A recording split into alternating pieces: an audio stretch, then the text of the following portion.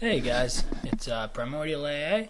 I'm going to be making a video today on playing $115 regulars on stars.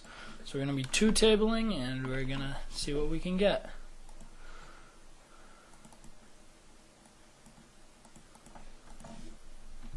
So in this case, I'm not sitting first. I'm waiting until there's somebody that I recognize and then trying to play them.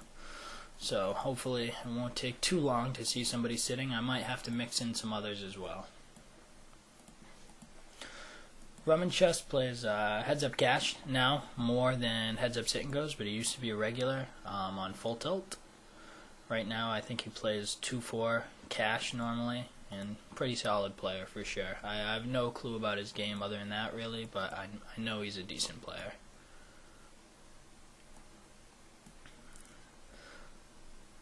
I was trying to make a video on Full Tilt today for you guys, but there was no action at any of the higher limits, and I was looking to do something. It was either that or make a video reinforcing fundamentals at the $6 games, and I was just trying to get a more interesting video going now. So we're going to see what kind of interesting spots we get into. It's pretty clear C-bet here, obviously.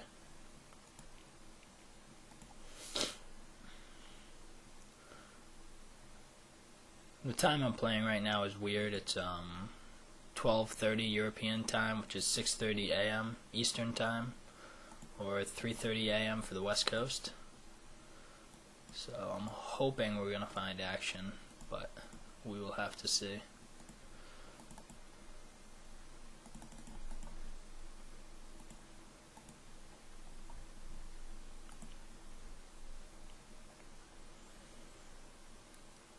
Here's going to be a pretty clear check behind. There's not really anything else to do there. Doesn't put us in a great spot in the river, but I'm not folding. And with good reason, obviously.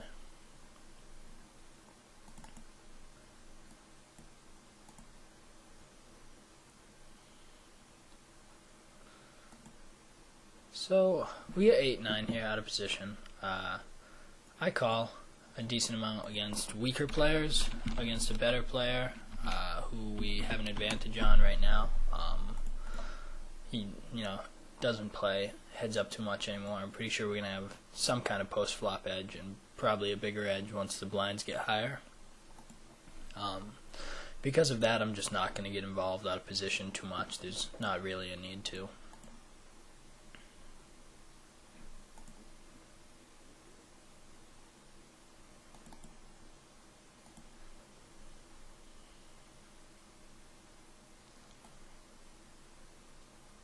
So again, we're just going to fold here.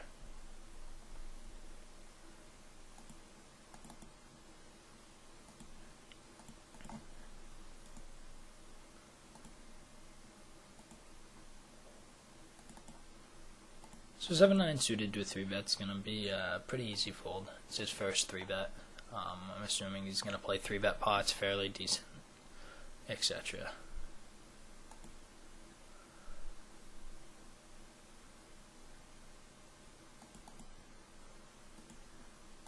Sorry for the delay. I'm looking for any regulars at these limits, and I'm not finding any right now.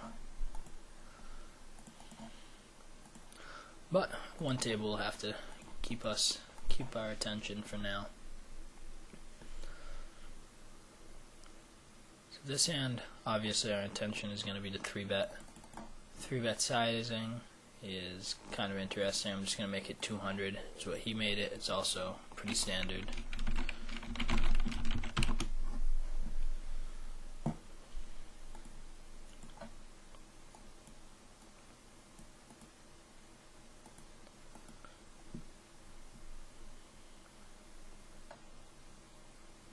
So Queen 10 off here I would have flatted out of position had he have raised.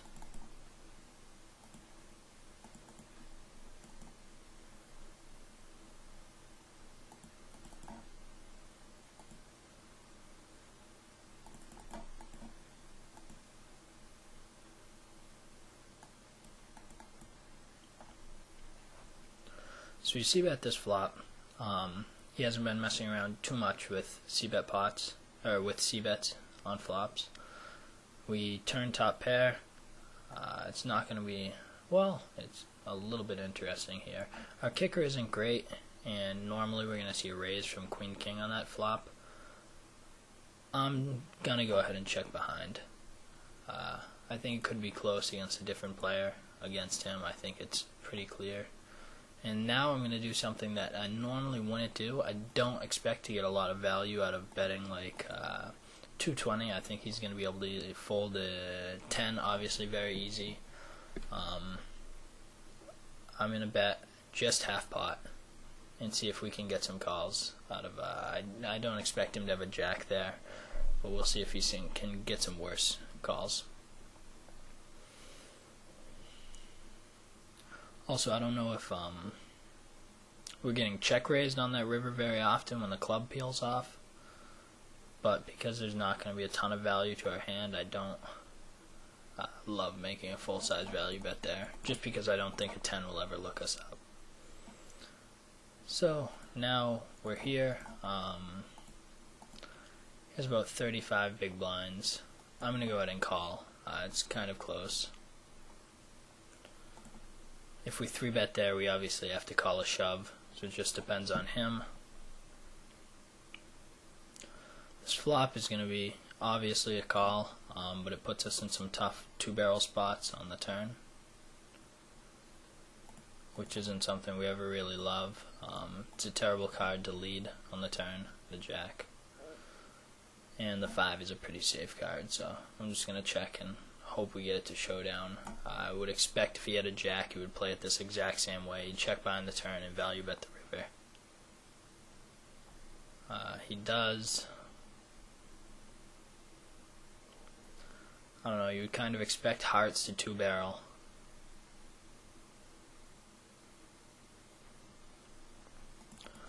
So this is kind of interesting.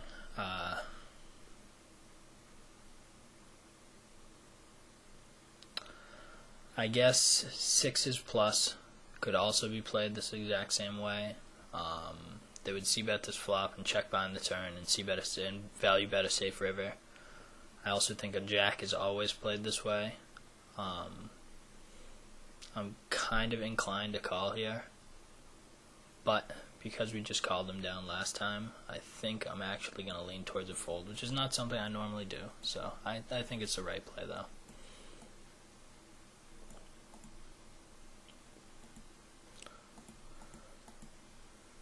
Yeah, he says he was going for thin value, so if that's the case, it was a good fold.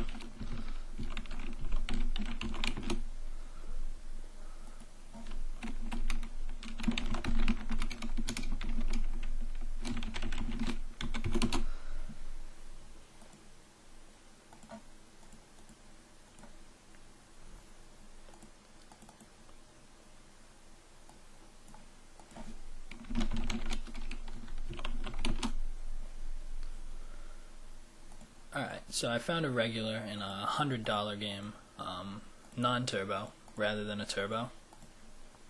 So I'm going to go ahead and sit with him. Hopefully we can get an interesting game. You know, when we're talking theory and everything, it's more or less going to be the same game. We're just going to see, obviously, the higher blinds more often. Higher effective stacks more often.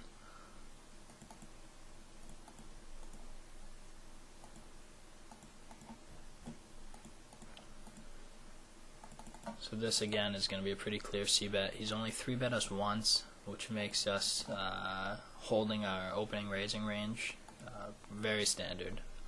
When we're never getting 3-bet and getting flatted a decent amount. And he hasn't really put us in a lot of tough post-flop situations. It's just going to be easy to keep opening up a wide range.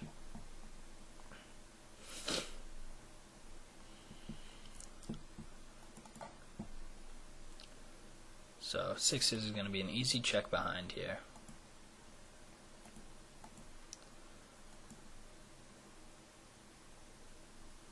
And when he bets spot, we're just going to have to let it go. Merc A2 is a pretty solid player. well known at 100s and sometimes 200s. Definitely a regular of the reg speeds and pretty good. I 3-bet my queen king kind of small, and I'm just going to follow up with a small c-bet here. Don't expect to get raised a lot without an ace, but possibly floated kind of wide. I'm just going to tell them I'm making a video.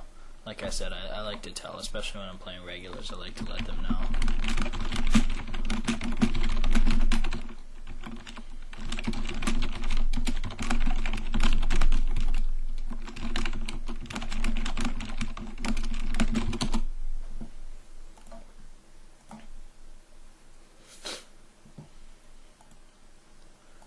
So we move up to 2550 here. We'll switch to min raising. Actually, an argument can be made here for 2.5xing, which I might switch to, just because he wasn't 3-betting us so much.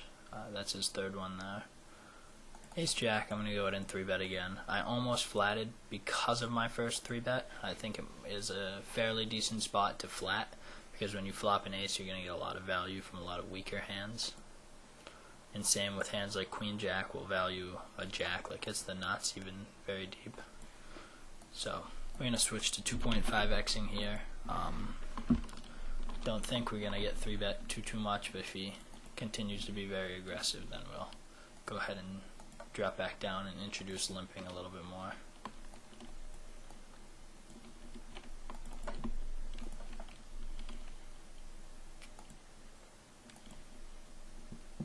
Sorry, my voice is strange. I woke up a little bit sick this morning, so it's part of the reason.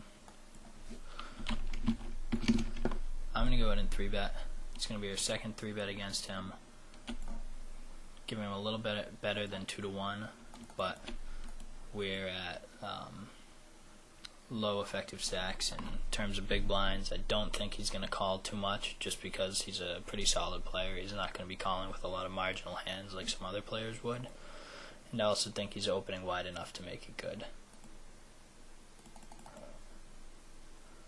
I'm just going to flat ace-8. There's no reason to 3-bet too much there. I'm almost tempted to call king high out of position here. Just because, again, he hasn't put us in too many tough post-flop situations. And so because of that, you kind of want to call your showdown value a bit more. Here I'm going to bet 200.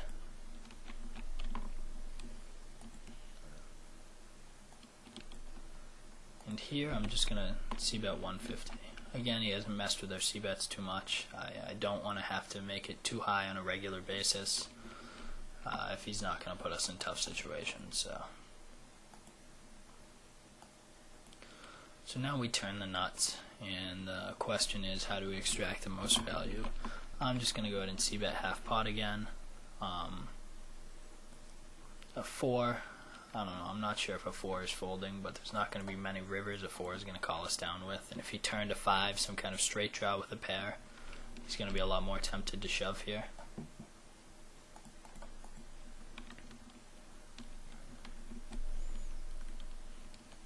I could have checked behind there as well.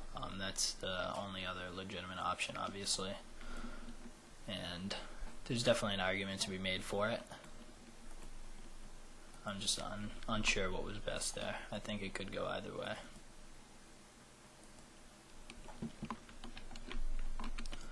Well, there's a lot of regulars sitting now, so once we finish one of these, we'll be able to get some other games up pretty easily.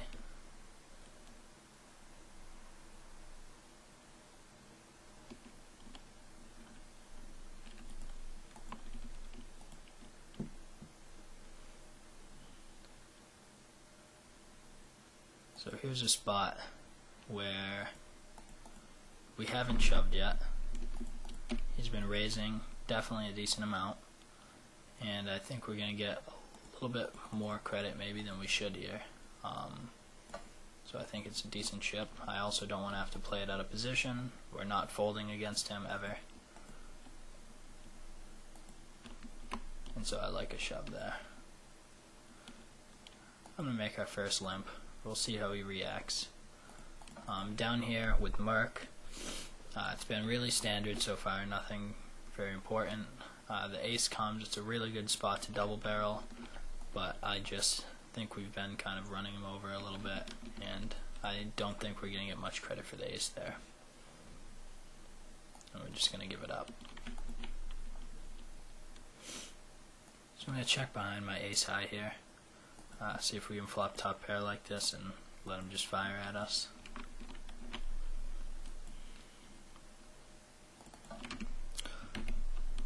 I'll make a 3/4 pot bet here. It's unlikely. He has a 9. Normally he's going to fire there. So,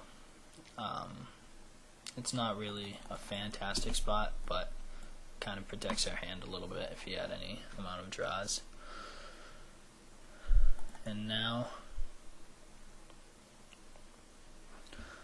it becomes an interesting spot. I don't think check call is good. Against some people I would bet 200 and fold to a shove, but I don't think he'll ever look us up with a 9 for 200. So I'm going to just bet 175 and we're going to have to fold if he raises us.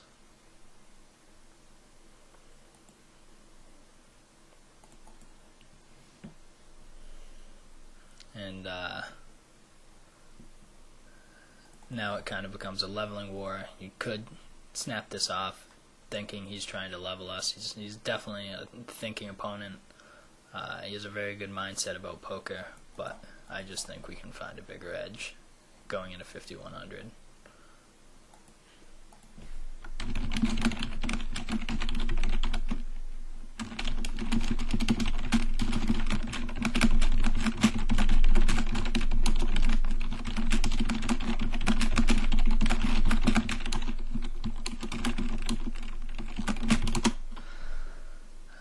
So he did level us. It was a good play by him. We kind of knew where he was going with that, so I probably should have just stuck with what I felt there. But I think he also plays a 5 that way as well. It just depends on frequencies. But I think it would have been a pretty decent spot to call.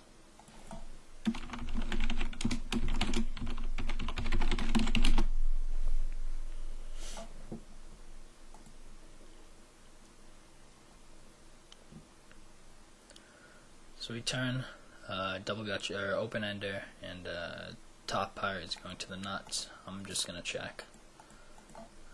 I don't love it, but I really don't love firing here.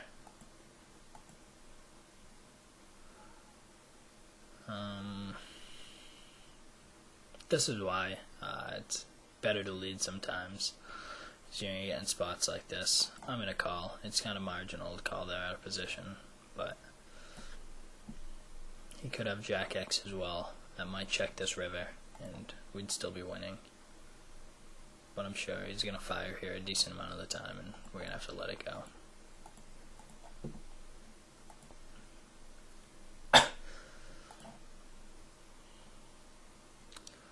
going to min raise here. It's our first min raise. A lot of people are going to shove here. A decent amount, you know. Any ace X is obviously getting shoved, but a lot of people will shove a lot wider.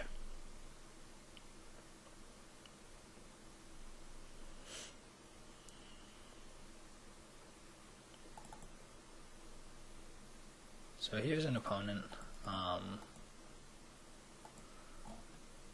who's pretty decent. I'm not going to be shoving his limps as much because he definitely won't be calling us in position too often. I'm just going to be raising his limps to 300 or 325 rather than shoving, and I think we're going to get about the same amount of folds. This hand, I think it's really apparent that we would do it kind of with a wide range, so I opted not to there, but I certainly will be in the future if he keeps limping. Down here with Merc, we raise a limp. We're just going to go ahead and c-bet here and hope to get raised. Up here, it's kind of a tough spot. If he raises the river, we're in trouble. But I don't think we can check. I'm going to go ahead and bet 300. That's a really good spot. If he limped a hand like 5-7 or something, or turn 2 pair or turn to straight, it would be a pretty good spot for him to flat us always. With position here, it's just a really great spot for him at these blinds. There's not a ton of hands also that we're going to fire here. A lot of us will have a pair plus a straight draw, in which case we'll check behind the river most of the time, or check the river back. We act first here. Check the river back most of the time. So there really isn't that many hands that we can have here, which makes it, if he's looking us up with a 6, it's kind of pretty marginal. Yeah, he had 6-7. It's just not a spot we can really have anything else there too often of the time. But it's also not a spot he's going to be able to shove us off of too often, especially if our jack is better than jack deuce. So it's just an interesting spot leveling wise. A tough fold for him to make, but one that he probably should have. Go ahead and ship 7-4 suited. He calls king 7, and we're obviously in a lot of trouble.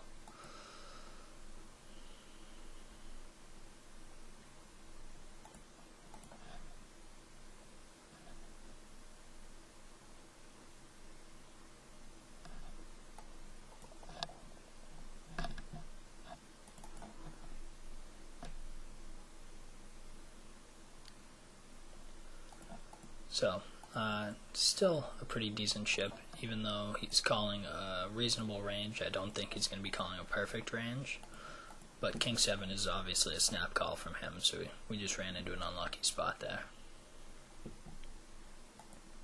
I feel like I'm only focusing on this top game, so sorry about not explaining anything in the bottom, but there just has been no real interesting spots here, which is a problem with reg speed sometimes.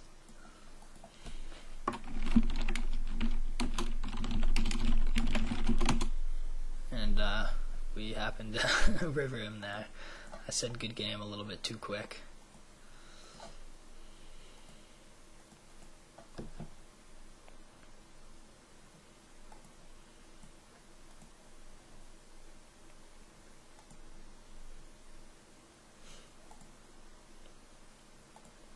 So this is obviously a snap call. It's a very easy call against anybody. That's about the worst hand that we can see there. The worst case for us is a flip there. Normally we expect to be much more ahead than a flip.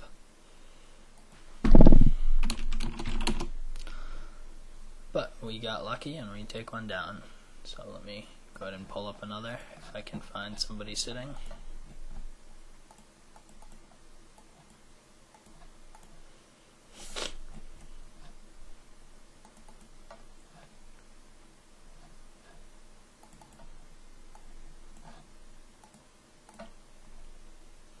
He's sitting again.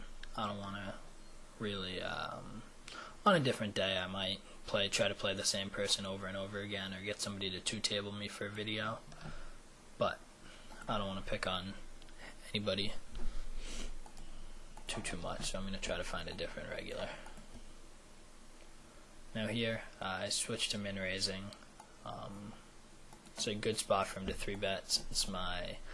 I've been raising 3x at these blinds, these stacks rather, the whole time, and then I just switched to min-raising. It's normally a sign of a more marginal hand, so it's a good raise by him. A good leveling spot for me to do against a decent player would be to min-raise like 6s, 7s, 8s, and 9s there, if I think I'm going to get 3-bet more often by the person, because then your hand is kind of underrepresented and they're in a lot of tough spots with smaller pairs if they decide to make a raise there, because I think they have added fold equity. I'm just going to go ahead and bet pot here and probably pot the river. It's a really safe river. I'm actually going to go ahead and make it full pot. It's not something I rarely do this. And I've played him a little bit in the past, and I think he might know that, so my hand is actually kind of like up in the air. I don't think it's super transparent what I have there, but I could be wrong.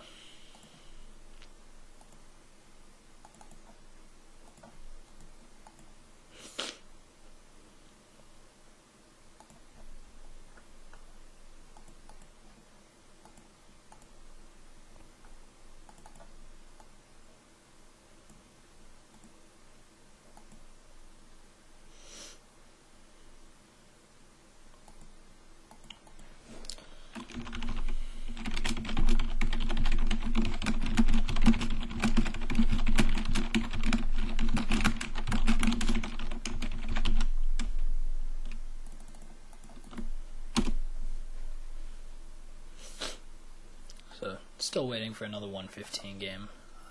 Nobody's sitting right now, so it's kind of takes some time. I'm actually, in this case, I'll fire up one more game, a 200 regular speed, just because I saw regs sitting there, and we'll finish this out with regs rather than turbos.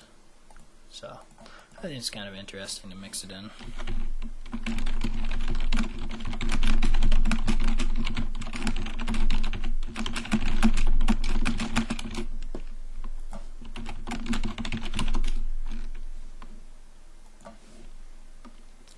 So I min raise, I'm just going to see bet 80.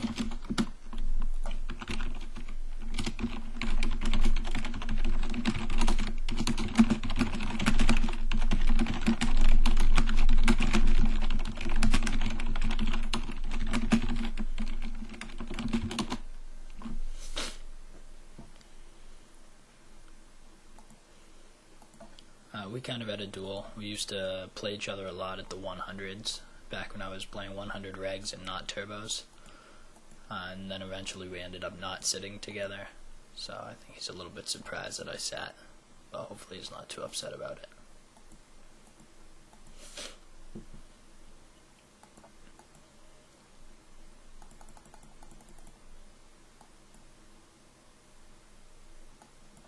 So with ace high, I'm going to go ahead and c-bet this try board here.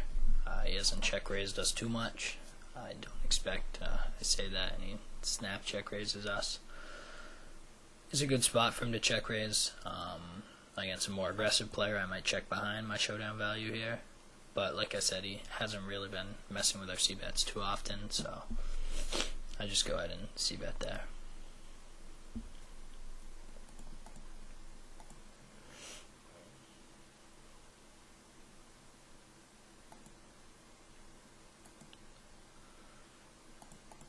So I wish I had my notes. My notes disappeared on him. If I remember right, he calls very, very, very wide out of position. Might call 3-bets very frequently, and I think he floats wide as well. He's just kind of, I don't know, I wouldn't say that he's like a huge station, but I think he's just calling far, far too wide and trying to play post-flop too much. Putting too much weight on playing post-flop, rather. That was back when he played $100 games, so a couple, maybe 5-6 months ago for me. He could have changed a lot from then. I'm just going to feel him out here. Jack 9 suited is not a raise I'll make to a limp all the time, obviously, but I just want to see if he's still calling everything more or less. I want to know if he's going to be calling all the raises that I make to his limps, and it's a good of hand as any to feel him out with. So I lead pot pretty quickly here. My hand's kind of transparent, but I don't expect him to get away from a king or a 7 with a diamond or a high diamond really very often.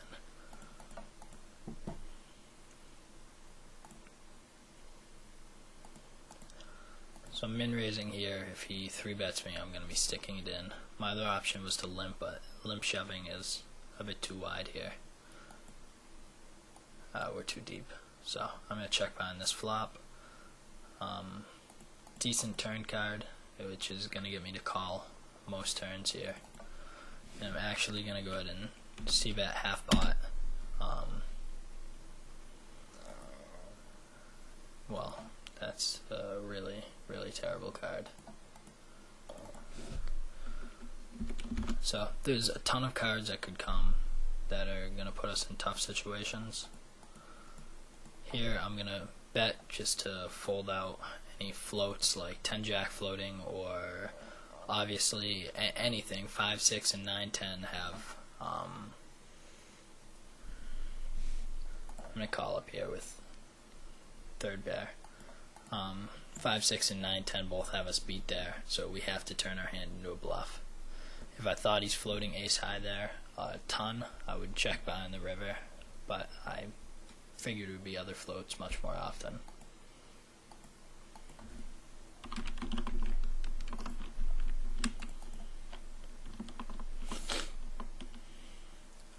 gonna 3-bet much here, so again I'm gonna be making 2.5x. They're not gonna put a lot of pressure on you. It allows you to build bigger pots in position, and both of them play decent post flop, so it's definitely you have a little bit more fold equity pre, and you build bigger pots when you have position, so both are good. I'm gonna c-bet 200 here. It's pretty much a standard for this size, 180 or 200.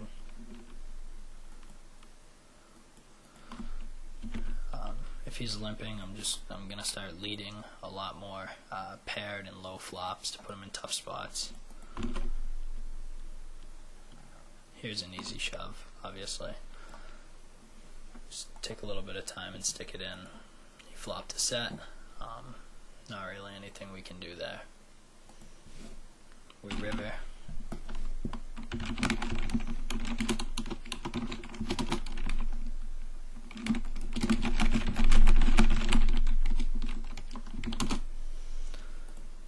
So, I mean, that's pretty standard with his raise size. You're never folding there.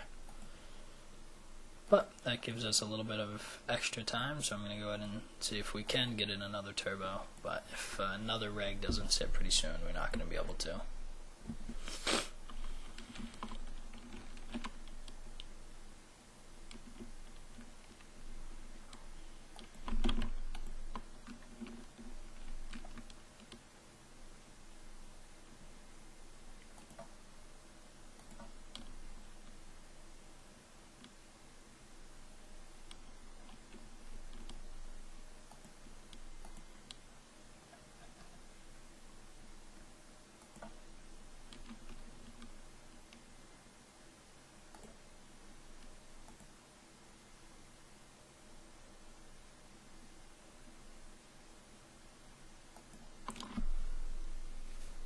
So I know some of you commented I've just been, playing pretty fundamental, straightforward ABC type games, and that most of my edge, I know I saw this post on 2+2 the other day, most of my edge is coming from playing fish, and obviously that's true. I game select, well, I don't game select in a sense.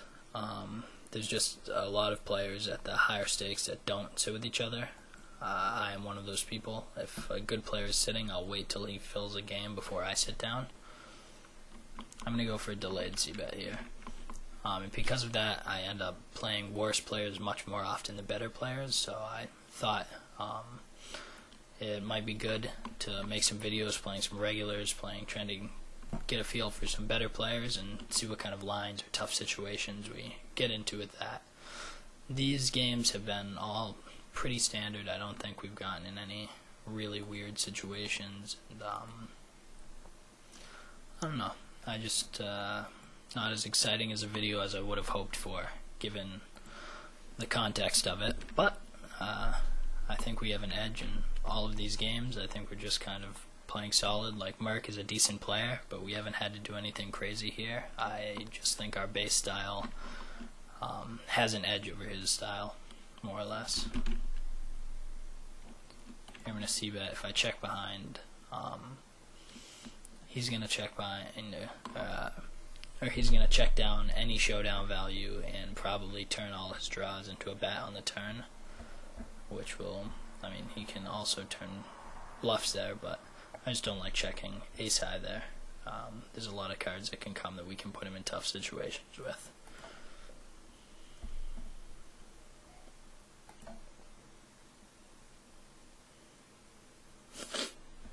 So threes here, we're just going to check down.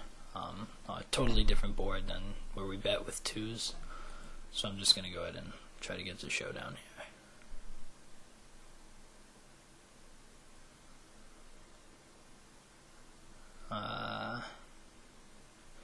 Interesting river bet by him. Checks the flop, quickly checks the turn, and kind of thinks for a second and fires this river. When I check all three, this is a river. He should turn a lot of his weaker hands into bluffs here. It's just whether or not he's going to do that. So we have to think whether 7, 8, 6, 7 hands that would expect to chop a large portion of the time are going to get turned into bluffs here. He's pretty decent. I think it's reasonable. He also could bet a jack or a queen like this. I'm going to go ahead and make a call. Let's see. He did have a queen, so.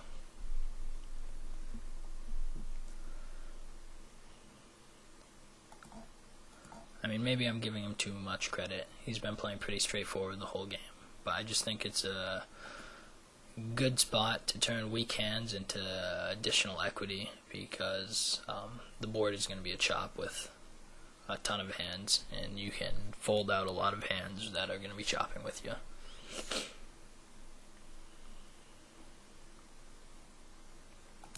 So I haven't been raising limps much. Let me go ahead and toss in a raise here. We just lost a pot and then got 3 bets, so it might get seen as weak or just kind of tilty, but I don't think so. I don't think he's going to assume that I'm going to tilt or just throw in a random raise there just because of the small semblance of game flow that's happened. So we 3-bet us again, and I switched back to min-raising. You can see I kind of fluctuate between the two on how likely or not I think I'm going to get 3-bet. There's a lot of players, worse players, who just call a ton out of position and never 3-bet, who I'll make a full 3x raise against, even at 2550, even at 1000 stacks, etc. Just because if they're never playing back at you, it's going to be so easy to play them post-flop, especially if they're passive post. I'm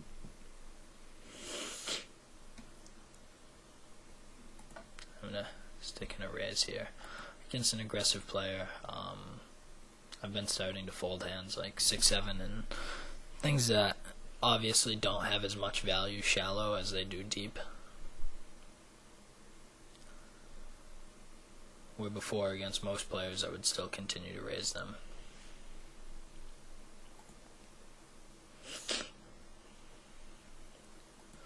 Really good flop for us. We're just going to check it behind. We'd hate to get check raised here. And I don't expect to fold out any better hands, really. And that's about as bad of a card as can come for us. I'm going to go ahead and make the call, but really is not putting us in a great situation. We get one of the best rivers we can see. If he leads, we're just going to have to flat here. And if he checks, we're going to have to make a value bet. So we're just going to call. He turned top pair, rivered second pair, but that's actually something interesting to note. He called Jack 5 offsuit out of position for a min raise at 2550. So that's a pretty big leak, I would say, especially against someone who plays competent post flop in position. I think that's pretty bad of him. Maybe I'm overestimating my post flop skills, but I just don't think for very, very few people are you going to be able to find an edge calling hands like Jack 5 off out of position there. Check behind middle pair all the way. Interesting. It's not really a board I'm going to bluff at a lot out of position. I definitely think on the turn here you should make a value bet. If not the turn, definitely the river.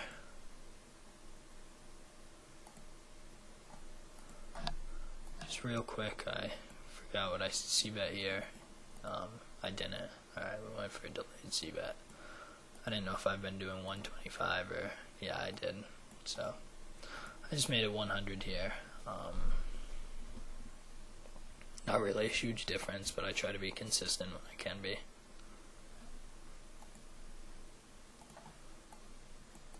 Close this out. So here, I'm going to bet 225. He has a decent amount of room to reshove here, and it looks like a card that we're going to try to barrel. So 6-8, 4-6 kind of hands could shove. And ace is obviously going to stick it in.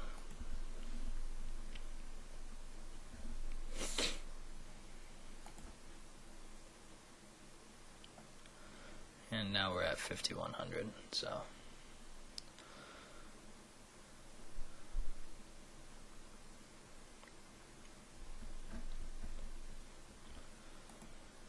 in reg speeds, it lasts a very long time, and most reg speed players don't get here that often, so they're assumedly a bit weaker at 5100 than turbo players.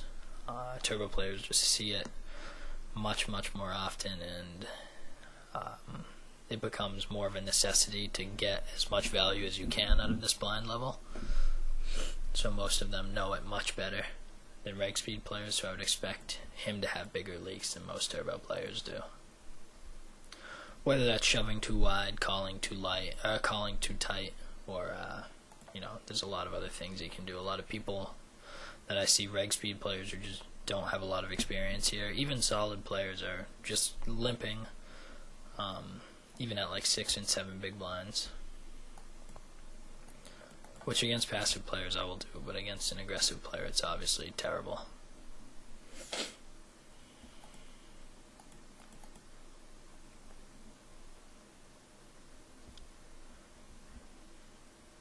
So he 3x's instead of shoves.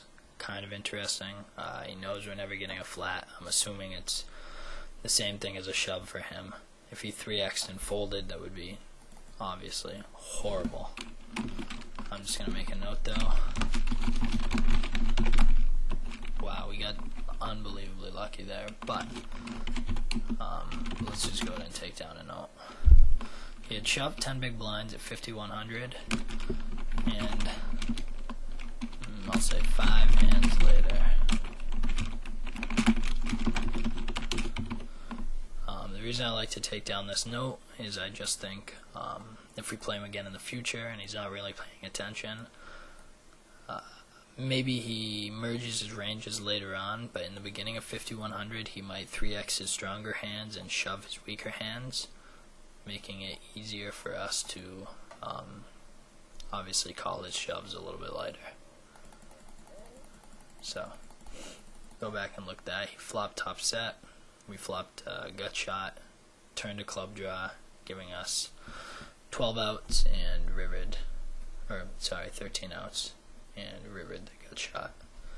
So, pretty unlucky for him, but overall some decent games. Nothing too interesting again. But, our fundamental ABC, I think, showed a pretty solid edge on almost all of these regulars here. I don't think any of them had an edge on us. Obviously the Lord Voldemort game was very short, but I know from the past that definitely now we would most certainly have an edge on him. He is a decent player. He's definitely come a long way actually from where he was when I first started playing him, when I thought he was terrible. But I think he's really become a decent regular. He's tuned up his game a little bit, and it looks like he moved up in stakes. So, unlucky hand to a couple of guys here, but overall I think we definitely played well, and hope the video was helpful. I will see you guys next one. Good luck.